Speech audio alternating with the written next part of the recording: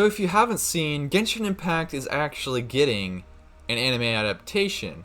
Now, what makes this such a surprise is that it's Hoyoverse and Ufotable actually pairing up for this anime adaptation. Hello everyone, I'm Hokyoku and welcome to my channel. I post all sorts of Genshin Impact related content, and I actually decided to basically come back to Genshin Impact basically because it's getting an anime adaptation. Now you might think that's very shallow, however, that actually combines quite well into the themes of both of my channels. I have a channel dedicated to Genshin Impact guides and whatnot, and I also have a channel dedicated to anime and anime related content.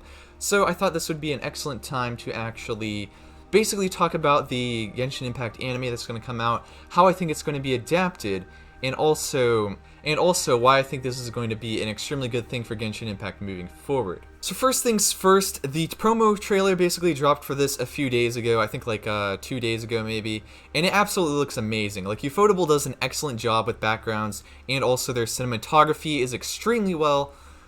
It's going to definitely fit Genshin Impact style, I guess, in terms of like very detailed kind of backgrounds, the backgrounds being what is the main kind of draw. Just this right here, all of this looks like CGI basically, but it is extremely detailed. It definitely looks like a lot of work was put into this already, even for just a promo trailer right here.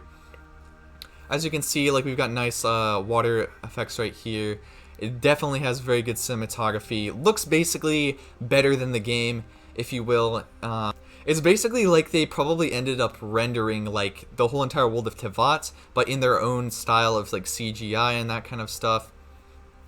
In terms of how I think the story is going to go, I think they're probably going to stick mostly to the actual Archon quests, but we might actually get little snippets of the different like character story quests when they actually factor into the story a bit more, or those might be like standalone OVAs, that kind of thing, because they definitely can do little like shorts for that kind of stuff. And also the character designs look very good, sticking to the Ufotable kind of thing.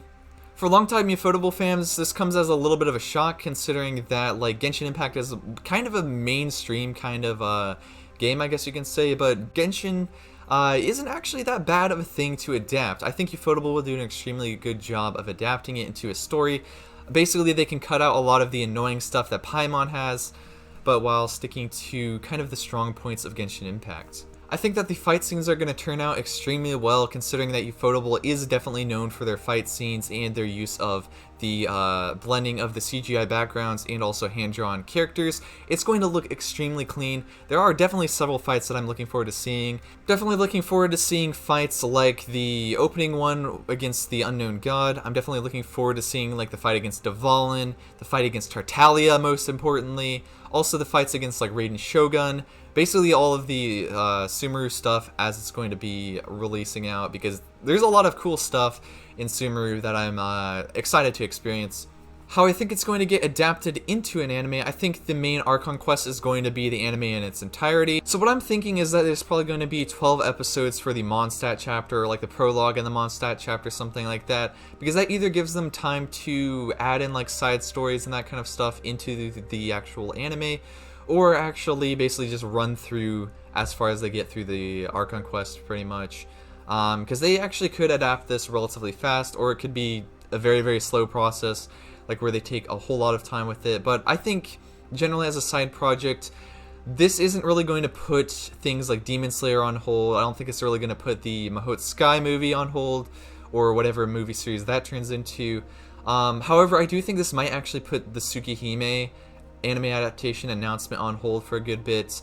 Yeah, I'm definitely looking forward to anything from Ufotable, and this definitely seems like something that is up their alley and will be very much appreciated by everyone. I just really hope they don't forget about Tsukihime, because I'm a huge Tsukihime fan, huge Fate fan, and I want to see them continuing adapting the Fate series and Tsukihime as well in particular. That's gonna be about it for the video.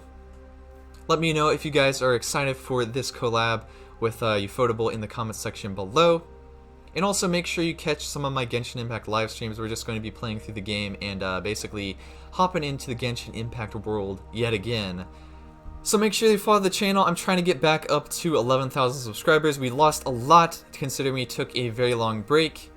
So remember to check out my anime channel. I post like AMVs on here. We post like visual novel playthroughs as well. I just hit 100 subscribers over on here as well, so the link to this is going to be on my channel or wherever you want to find it.